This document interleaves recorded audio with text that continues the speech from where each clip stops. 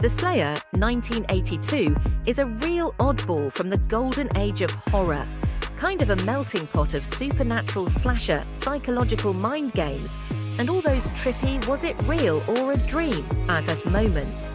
You might not have heard of this one, it's not as famous as your usual early 80s slashers, but it's got a cult following for good reason. The creepy vibes, weird pacing, and that freaky monster you barely see but can't forget. Here's what you need to know about The Slayer. It all circles around Kay, who's a painter but honestly could use a therapist. She's tormented by these gnarly nightmares of being hunted by a monster, and it's starting to freak out her husband and her family. So they pack up and head to a storm-battered island for the world's worst vacation.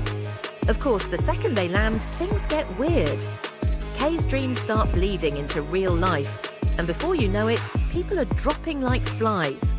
Maybe picked off by her dream thing, maybe something else. Is Kay going nuts, or is something supernatural out to get them? What's going on under the surface? Dreams or reality?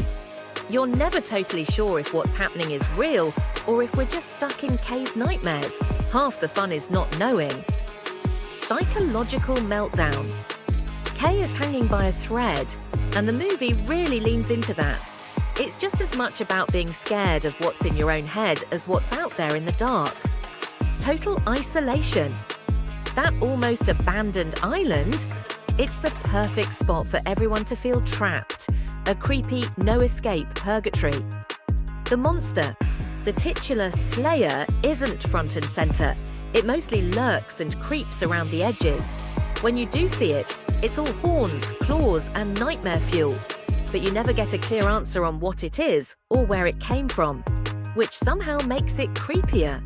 It really sticks with you because it's more about the feeling than the explanation. The gore factor.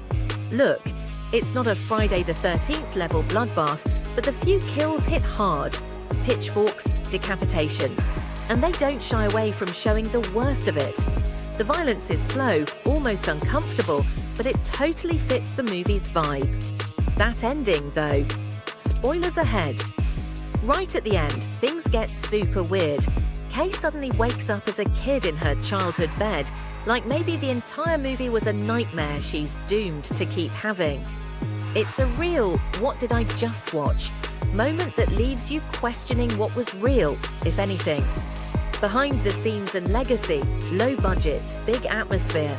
The whole thing was shot for peanuts, but it looks way better than you'd expect, with gnarly weather and those howling island landscapes doing a lot of heavy lifting. Controversy. Got slapped with a ban in the UK during the video nasty panic of the 80s, but you can get it uncut now. Restored to glory. Arrow Video put out a killer 4K restoration, so if you want to see it in high def, you can. Cult status and influence.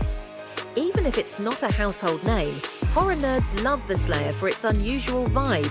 People often compare it to Messiah of Evil for the dreamy weirdness, Don't Look Now for the psychological horror, or even A Nightmare on Elm Street. Except The Slayer actually did the dream thing first. Some fans even say it helped kick off the dream logic horror craze that got popular later. Bottom line, if you want a typical 80s slasher, this isn't it.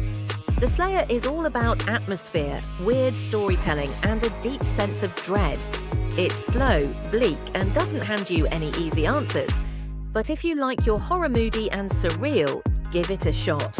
It just might haunt you long after the credits roll. You can find The Slayer streaming for free on the Tubi app.